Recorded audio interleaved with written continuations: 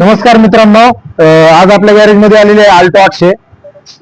गाडीचं पूर्ण सस्पेन्शनचं काम आहे. तर गाडीला आपण लास्ट टाइम रिपोर्ट दिला होता सस्पेन्शनचा, पण ते सस्पेन्शनचं काम न करता गाडीला जे आहे हे टायर बदलण्यात आले सस्पेन्शनचं काम न करता. तर तुम्ही पाहू शकता हा जो टायर आहे एक साइडने पूर्ण खाल्लेला आहे, म्हणजे एक साइडने वेअर आउट झालेला आहे. ही साइड चांगली आहे. म्हणजे टायर टाकण्याच्या आधी सस्पेन्शनचं काम करणं का गरजेचं आहे तुम्ही पाहू शकता या टायरच्या कंडिशन वरतून.